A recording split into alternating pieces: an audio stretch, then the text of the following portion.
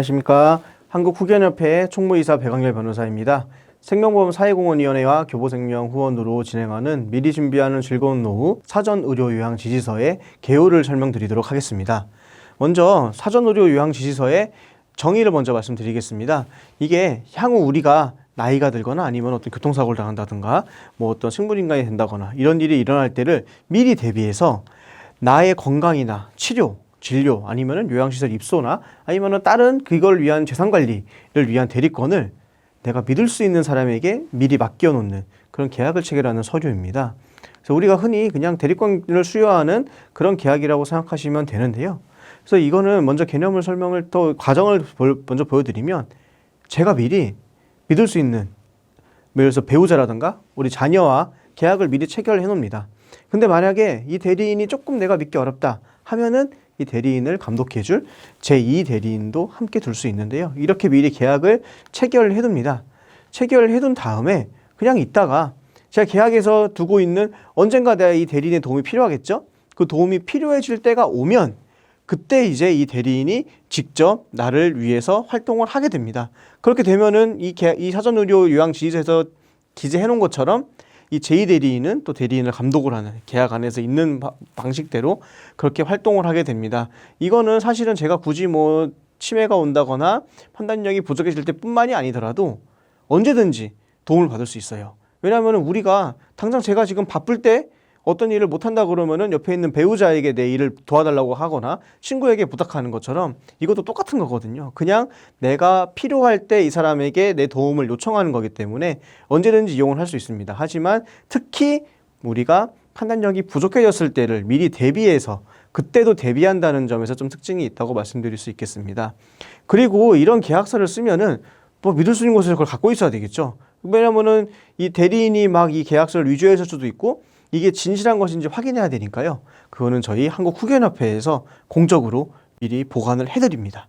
그래서 이렇게 이루어진다. 그래서 이걸 조금 더 순서도로 한번 보면은 먼저 계약을 체결하고요. 등록하고 그 다음에 계약의 정상 사유가 발생하면은 대리인이 일을 하고 종료하는 이런 과정으로 간다라고 말씀드릴 수 있겠습니다. 자, 이게 사전의료요양지시서의 이제 간단한 모습입니다. 정말 간단하죠? 하지만 이 왜 우리가 이렇게 이걸 굳이 하느냐? 외국은 어떻게 하느냐 한번 살펴보겠습니다. 우리보다 좀 선진국이라고 하는 영국의 예부터 먼저 보겠습니다. 영국은 우리 사전의료요양지시서와 관련된 제도를 이미 법으로 가지고 있습니다. 이걸 이제 지속적 대리권이라고 하는데요. 이 지속적 대리권이 현재 384만 7천 건 정도 등록이 돼 있다고 합니다. 영국에서만. 그리고 2018년부터 2019년까지 한 해 동안 등록된 것만 83만 5천 건 정도가 돼요. 이것만 해도 벌써 상당히 많죠. 근데 65세 이상 영국의 노인 고령자 인구가 약 1200만 명이라고 하거든요. 거의 4분의 1 이상이 이거 제도를 이용하고 있습니다. 굉장히 많이 이용하고 있죠. 또한 독일도 한번 보겠습니다. 독일도 우리 사전의료 요양지시서와 비슷한 제도를 두고 있습니다. 여기도 2015년 기준으로 약 320만 건 정도가 등록이 돼 있다고 합니다. 여기는 이거를 공적인 기관에 등록을 하게 하고 있거든요. 똑같이. 독일 역시 고령자 수가 약 1770만 명이에요. 거의 5분의 1 가까이가 이 제도를 이용하고 있습니다.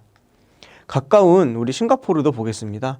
싱가포르 역시 이런 제도를 두고 있는데 현재 2017년 기준으로 한 12,000건 정도 등록이 돼 있다고 합니다. 근데 여기는 이제 아무래도 도시국가다 보니까 사람도 적고 그래서 65세 인구가 78만 명 정도인데 그래서 앞에서 본 유럽 국가들보다는 조금 이용이 덜하지만 그래도 상당히 많은 걸 알 수 있습니다. 사실은 우리나라에서는 지금 이 사전지신서도 아닌 성년의견 제도를 이용하는 사람이 한 이거하고 비슷한 수준이거든요. 근데 이미 이렇게 미리 준비하는 것들이 노후를 미리 준비하는 이런 법적으로 준비하는 것들은 이미 전 세계의 선진국들은 너무 보편적으로 이용되고 있다. 그렇게 이해하시면 될 것 같습니다. 그래서 이걸 우리가 한번 성년의견 제도하고 비교를 해보겠습니다. 먼저 우리 지시서는 내가 미리 판단력이 부족해지기 전에 내 의사대로 내가 다 컨트롤해가지고 계약을 체결하는 거라면은 성년의견은 이미 제가 판단 능력이 부족해진 다음에 내가 스스로 결정할 수 없는 상황에서 법원이 누가 나를 도와줄 것인지 그 사람이 나를 위해서 어떤 권한을 가질 것인지를 다 부여하게 됩니다. 그러니까 이게 내가 주체적으로 하느냐 아니면은 남이 수동적으로 남에 의해서 내가 수동적으로 이렇게 뭐가 결정이 되냐 이 차이가 있겠습니다. 또한 사실 지시서는 계약을 쓰는 거기 때문에 돈이 들지 않아요. 저희도 후견협회가 이걸 쓰는 걸 가지고 여러분들에게 어떤 돈을 받지 않습니다.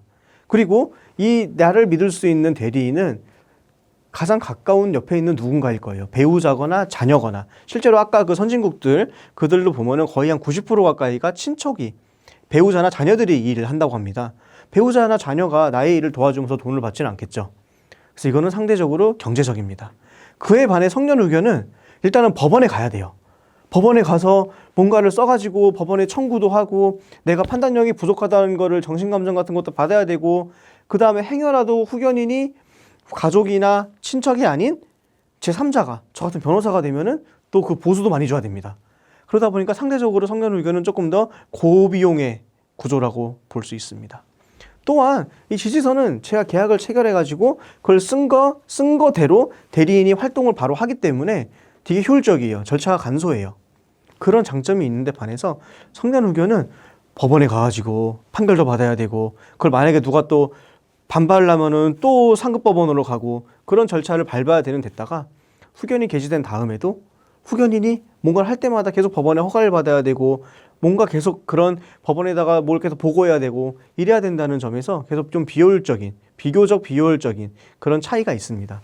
그래서 기왕이면은 미리 여러분들이 나의 그걸 준비할 수 있는 사전 지시서 같은 거를 미리 써놓는 게 좋을 것 같습니다. 네, 자 이렇게 다음 강의에서 저희 이제 사전 의료 요양 지시서에 대해서 더 상세한 내용들 들어보시면 좋겠습니다. 네, 이번 강의는 여기까지 하겠습니다. 감사합니다.